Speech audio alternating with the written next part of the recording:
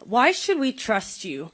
Can you promise that you will try to stop the human rights violations that goes on in your country? Your first question was on trust on India. Let me finish my question. Let me finish my answer to the question. You ask me a question. You ask me a question. You ask me a question. Let me answer.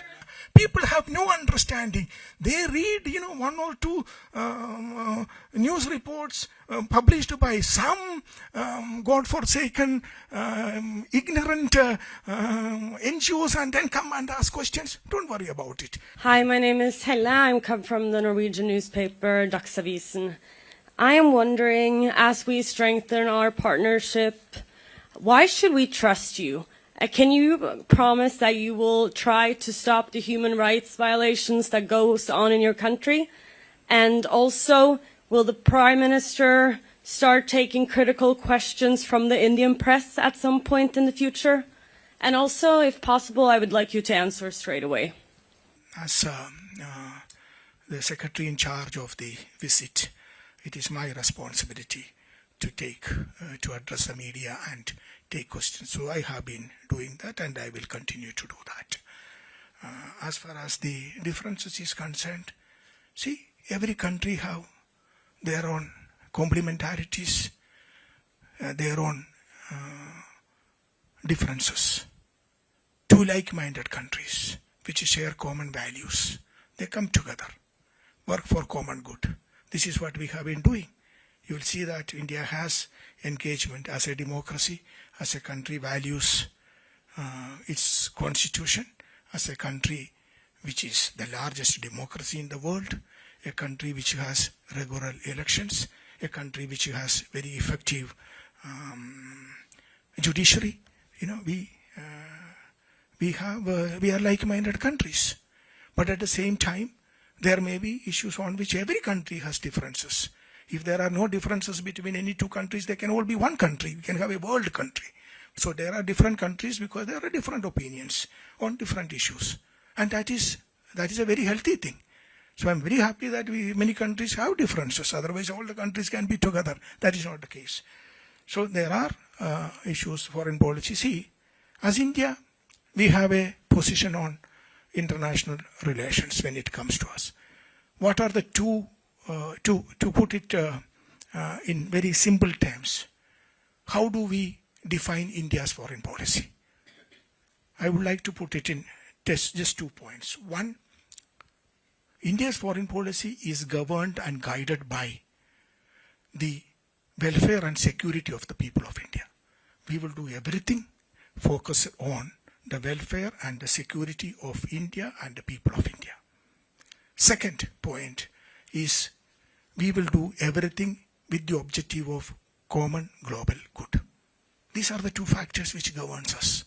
In that, and mostly that is the way most of the countries, particularly democratic countries, behave. But then, when in details, many countries have different ways of looking at different developments in the world. That differences are there. And that differences should be there. That is healthy. So I can tell that when it comes to India-Norway relations, we have excellent, healthy relationship. And we are proud of that. And that is what exactly we saw today in the dialogue between the two prime ministers, dialogue with the business leaders. So we are proud of the state of engagement which we have today with Norway and look forward to have further engagement in coming weeks and months.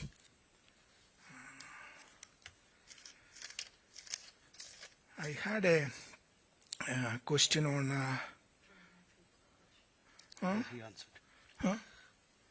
Yeah, no, that I answered. The strengthening partnership, why should we trust you? Oh, that's okay. And on the human rights situation. You ask me question, let me answer it. Okay? Let me give a background of what India is and why should the world trust India. Let us look at the few challenges that the world faced in the last few years. COVID was a big challenge the world faced. And how do you test the trust on a country? One, what is a country? A country today has 4 elements. 1, population. 2, government. 3rd, sovereignty. And 4th, territory. So that is what makes a country a country. And we are proud that we are a civilizational country of 5,000 years old. Continuous civilization. Contributed immensely to the world. You look around, you see an India connect everywhere in the world. India has, the numbers which you see on your phones, it is originated in India. Shunya, 0, originated in India. Chess originated in India. So we are proud of that civilization. Yoga, which the world admires today, it originated in India. India had epics and books. Let me answer the question. Please don't interrupt me. You ask me a question. Please. This is my press conference. You ask, why should a country trust India? Why should a country trust India? Why should a country trust India? Let me answer that question, please. So India is a civilizational country which has something unique which it offered to the world, and it continues to offer to the world. Okay. So let me come back to the COVID which I mentioned. The whole world had suffered from COVID. What did we do? We didn't hide in the cave.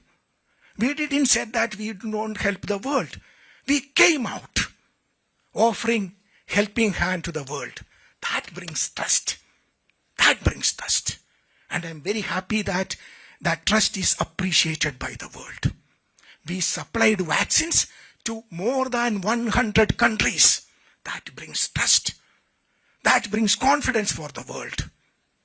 Second, we supplied medicines to 150 countries. That brings trust. And that is what the world is trusting us. Let me give you an example.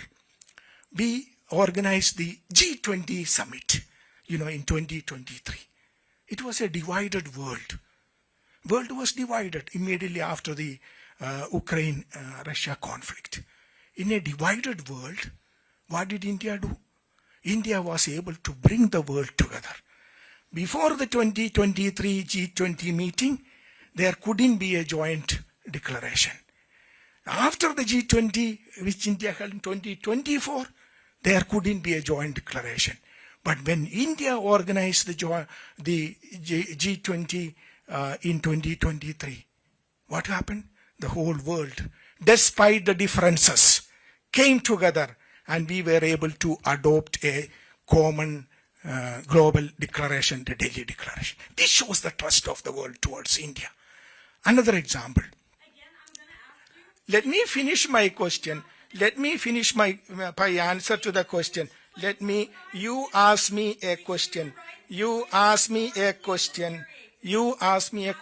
Let me answer. You ask me a question, let me answer. Okay? I will come to that. Please have patience.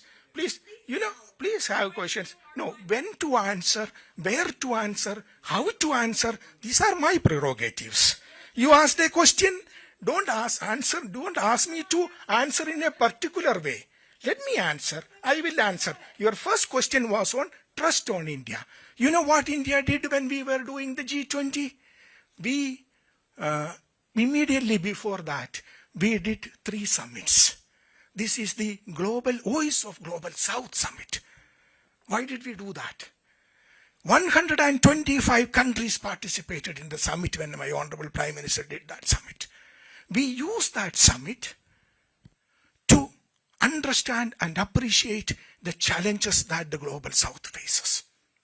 We were able to understand it, appreciate it, and bring those challenges and their aspirations to the main table of the G20. This is appreciated. This is what brings trust to the table. Then what did we do? First time in the history of G20, we were able to get African Union as a permanent member of G20. This brings trust to the table because we were able to get the aspirations and challenges of the entire African continent, which was ignored, brought to the main table of G20. This brings trust to the world, and that is what we enjoy. We recently organized the AI Summit, Artificial Intelligence Impact Summit. Again, the trust the world has on India was visible there. First time in the history of AI Summit, we had a summit where large number of 20 world leaders came and participated in it. What did my Prime Minister said? We want a human-centric AI which helps the entire humanity. That is what India is, and that is what is appreciated by the world. That brings in trust to the world. Now on the, she has left, on the issue which she asked about human rights. Let me mention this. India is a country which is based on a constitution. India is the largest democracy in the world. Last time when we had the democracy, we had the elections in India, the participation was almost 1 billion people. That is the festival of democracy happened in India. And India is a country, very few countries in the world has that, where there is a peaceful transfer of power happens, and it happens in India. So India has a constitution, which I'm sure that some of you are aware of. It was established immediately after our freedom struggle. Again, a freedom struggle led by Mahatma Gandhi. Peaceful way, peaceful, non-violent. That is why the United Nations celebrate his birthday, October 2nd, and International Non-Violence Day. So we have a constitution. Let me just give you a summary of what the Indian constitution guarantees today. The preamble of the constitution, as you know, we the people of India, having solemnly resolved to constitute India into a sovereign, socialist, secular, democratic republic, and give to its people what?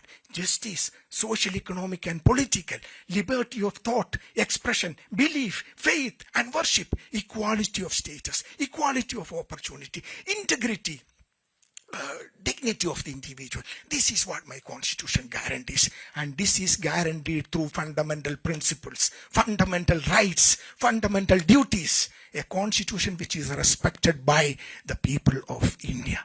Every day when a civil service examination happens, when an examination happens based on merit, when an election happens anywhere in the country, we are celebrating the constitution. This is the beauty of India, and we are so proud of that. So every human being in India has a fundamental right, a right to go to the court if his right is infringed upon. This is the beauty of India, which we are very proud of. We hear a lot of people asking questions about why this, why that. But let me tell you this. We are 1/6 of the total population of the world, but not 1/6 of the problems of the world. We have a constitution which guarantees the rights of the people, fundamental rights of the people. We have equal rights for the women of our country, which is very important. In 1947, we gave the freedom to vote for our women. We won the freedom together, and day one itself. Many countries I know, the voting right for women came after several decades after India gave that freedom. This because we believe in equality, we believe in human rights. And what is the best example of human rights? The right to change government, the right to vote. And that is what is happening in India. We are so proud of that. But we have a constitution, as I said, which guarantees the fundamental rights of our people. If anyone whose rights are violated, they have the right to go to court.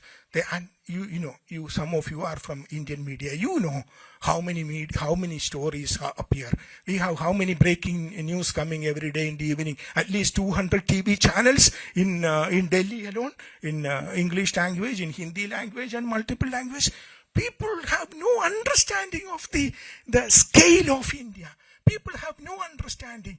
They read, one or two news reports published by some God-forsaken, ignorant NGOs and then come and ask questions. Don't worry about it. We are proud to be a democracy. We are a democracy. Actually, if you look at it, let me share something very interesting. India is a democratic society. It is not in 1947 we became democracy. We were a democratic society for centuries, for millennia, and we are proud of that. If you look at it in the history of India, which continues even today, you will see that whenever there was persecution anywhere in the world, they came to India, and Indian society accepted everyone. That is why we have this diversity in India. We embrace the world. We did not eliminate. We did not go for ethnic cleansing, which many countries today have only one religion. Today only have one ethnicity. Why? Their forefathers eliminated the rest of them. That is not how we did it. Okay? We have diversity because we have tolerance. We have diversity because we embrace diversity.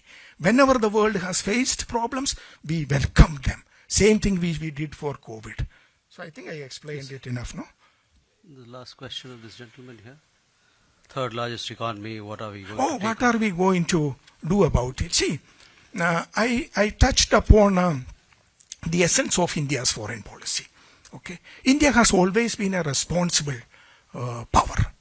We have supplied the largest peacekeepers to the world. United Nations. India is the largest supplier of peacekeepers to the United Nations, which continues to be the case. We are proud of that. We are peacemakers. Okay. When we become, we are in the process. We have always been a country which had this basic ethos of Vasudhaiva Kutumbakam. What is Vasudhaiva Kutumbakam? It comes from our epics, which is the ethos of our civilization. Vasudhaiva Kutumbakam means world is one family. And we believe in humanity. And that is exactly our position in the past, and that will be our position in future. We believe in common global good. If you look at any issues, India has a position which is consistent with the global common good. As I said, we are 1/6 of the total population of the world. We don't have 1/6 of the problems of the world.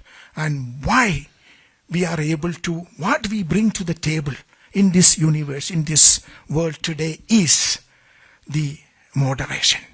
We bring moderation to any table, which makes it, which shows how responsible we are. But it is based on our ethos of Vasudhaiva Kutumbakam, world is one family. That was the main theme of our G20 summit also when we organized. Exactly the reason why we were able to bring the global south to the table. We were able to bring African Union to the table. So we have been a responsible country. We believe in common good, and we will continue to engage the world with that ethos of Vasudhaiva Kutumbakam, world is one family. Thank you.